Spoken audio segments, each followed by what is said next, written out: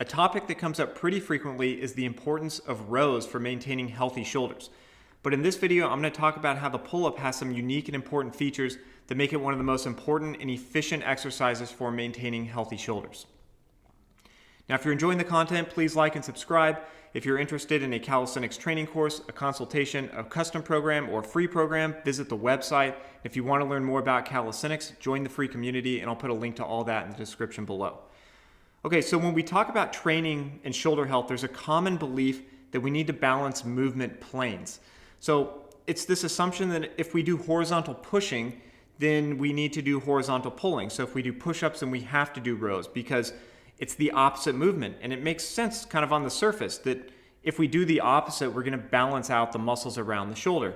But the problem with this is that our bodies are not structurally or functionally symmetrical from front to back.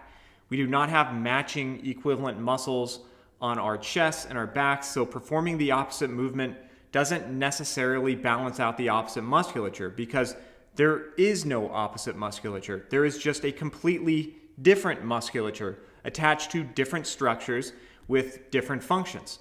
And when we train the musculature with shoulder health in mind, we need to consider these differences, not the superficial similarity of just moving the joint through the opposite range of motion.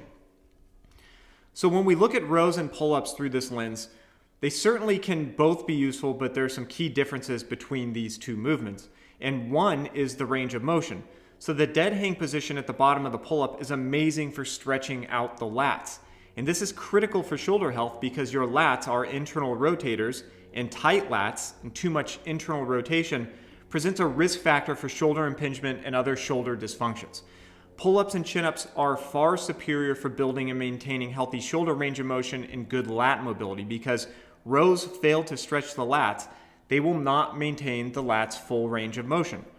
So next, if we look at muscle recruitment, we find that rows and pull-ups both train the same pulling muscles, but pull-ups and chin-ups emphasize the lower traps to a greater degree relative to the other trap fibers.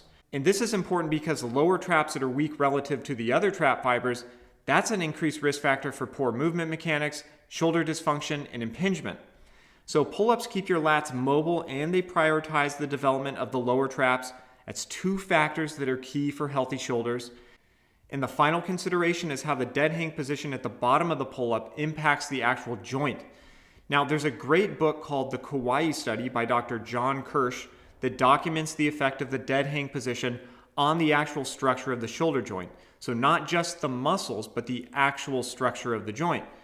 And Kirsch found that over time, the dead hang position of the pull-up reliably and positively remodels the actual joint structure in a way that allows the shoulder to heal from a number of different injuries and maintain health, function, and resilience over time.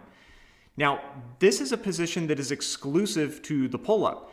And Kirsch points out that the structure and function of the shoulder is such that the hanging position is essentially a necessary stress that the joint needs in order to maintain health and function. It's part of the physiological hygiene that keeps the joint moving well.